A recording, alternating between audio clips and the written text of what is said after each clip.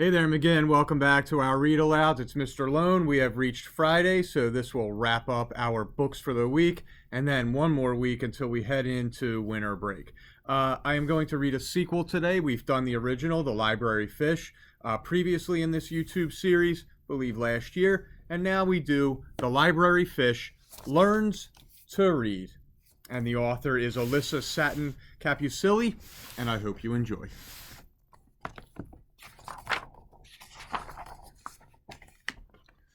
Library Fish loved her home on the desk of Mr. Hughes, the librarian. It was the perfect place to welcome every visitor to the library. From where she sat, Library Fish could check each book that was borrowed and returned.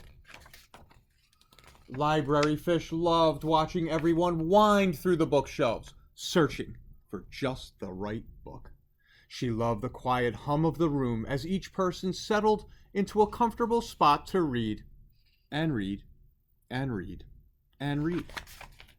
Of course, when someone wanted to practice reading, Library Fish listened carefully. She never interrupted. Still, story time was always her favorite part of the day. Mr. Hughes read stories that made Library Fish quiver with excitement. Sometimes he read stories that made her laugh out loud.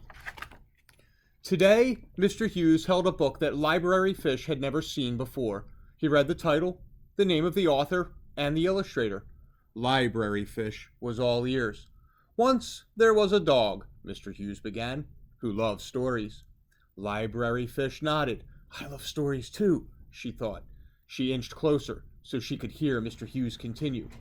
Whether he was listening to a story or looking through wonderful illustrations, each and every book took the dog on a new adventure.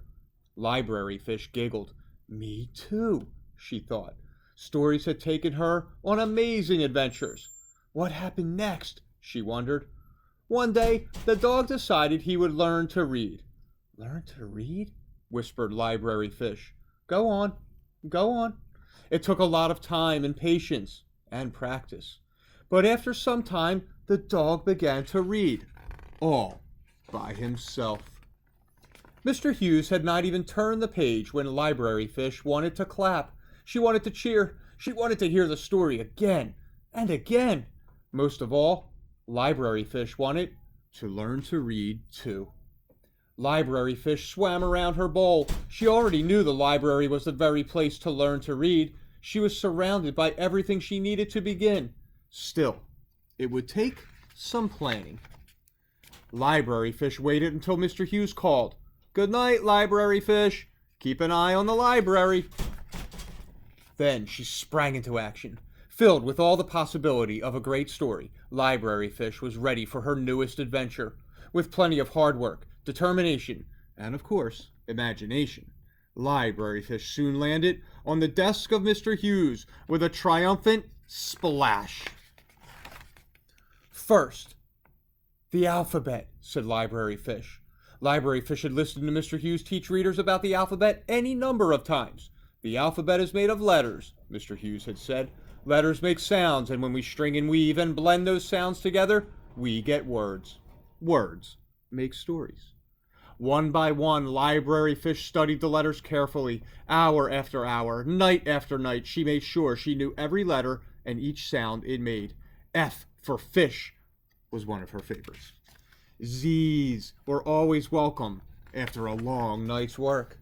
In the morning, Library Fish was right there to open the library with a wiggle of her tail, even if she was a bit sleepy. Now, when books were borrowed and returned, she noticed every letter on the covers and every word. When the library closed for the night, Library Fish practiced and practiced some more. In time, Library Fish found she could put letters together to make sounds. Fish, wish, swish. She could read small words, too. Even her fishbowl was filled with fun words like glub and wiggle and bubble.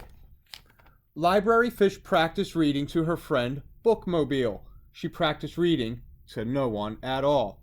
And when someone wanted to practice reading to Library Fish, she listened with great attention, as always.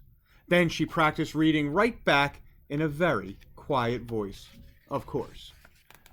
Library Fish pored over page after page and book after book. When she couldn't quite figure out a word, the illustrations were there to help her.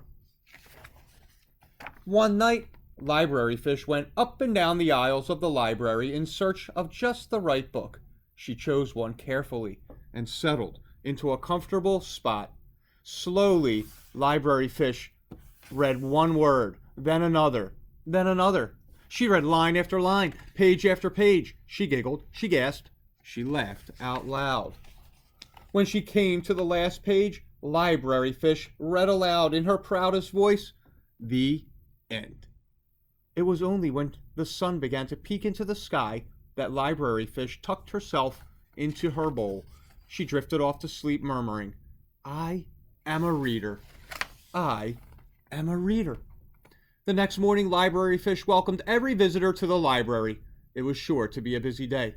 But tonight, she thought, tonight might be the perfect time to share all I have learned with a good friend. She could hardly wait to begin. So, boys and girls, I hope you enjoyed that read aloud as we wrap up this week. Have a terrific weekend. Enjoy some time with family, with friends, and we'll see you back here next week for some more read alouds. Have a good night.